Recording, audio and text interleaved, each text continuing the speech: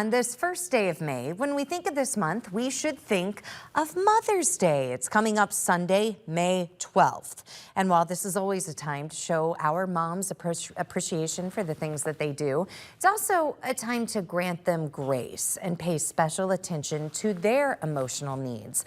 A lot of moms may mask their pain or don't know what to do. But today we are happy to have our friend Nya B with us to help us understand what that looks like and how to show support. It's always good to see you. It's good to see you too. And happy early Mother's Day to you. Thank you. Happy early Mother's Day to you too. Thank you. Let's get right into it. Being a mom, as you well know, and any mom at home knows, it can be really, really challenging.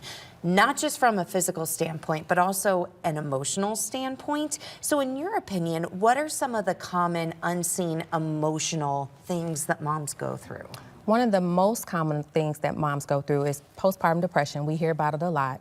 It's a mental condition in which a mom begins to feel changes in her body and in herself that leads to symptoms of depression, anxiety, isolation. And it can start as early as the birth all the way up until the child reaches age 2. Some studies say 1, but I've learned that it kind of goes longer than that.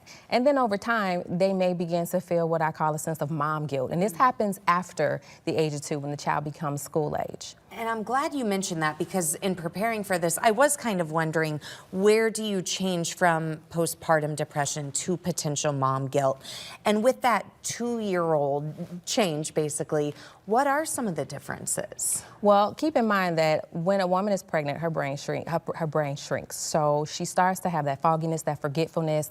And so a lot of that contributes to the symptoms of just feeling isolated, alone. And I think part of that happens when the child contributes to the body changes. You know, that sometimes moms nurse, their bodies don't feel the same. They don't feel connected to their bodies. They have to go through that process of not having support. And so that happens a lot when they're younger. And then when they become school age and they start to feel like themselves a little bit more, now they're getting into the guilt of having their lives back because they think they should be slowing down because they have children. So they're not thinking they should go out as much or spend time with friends or engage in things that they would as a woman because they're feeling guilty. They think that, hey, my life, I'm a mom. I shouldn't be out here hanging out and doing things. So that happens when they're more like child age, 3, 4-ish, 5-ish, and going into the middle school years.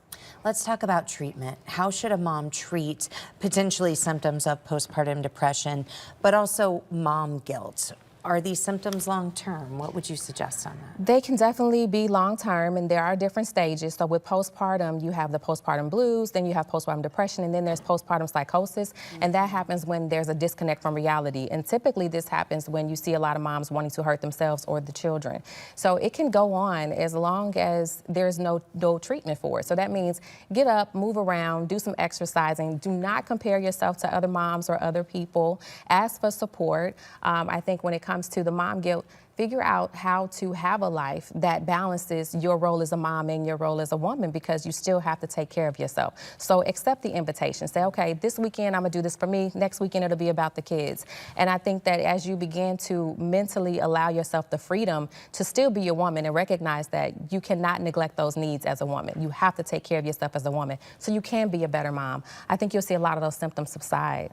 And as we're talking to people at home, maybe you are past the mom guilt stage, or maybe you're a partner or spouse, you mentioned support. That is so, so key. Yes. I think sometimes people think that when you're a mom, especially a stay-at-home mom, that you're doing nothing all day. It's a lot of work being a stay-at-home mom.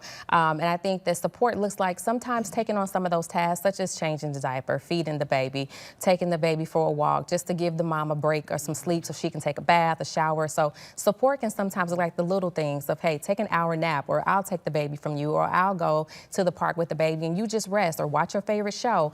Sometimes that sense of normalcy makes a huge difference. Or sometimes encouraging them when those children are older. Hey, you need a girls' night out. Right. Go with your girls, hang out, spend time. I'll take care of the kids. I got this, no worry. That means a lot. And it goes really, really far with moms. Yes. Nya, thank you so much. Always good to see you. And Nya B is very active on social media, offering so much great advice. You can also head to her website, nya-b.com, for more information. And we'll post this segment at firstalertfor.com/greatday following the show.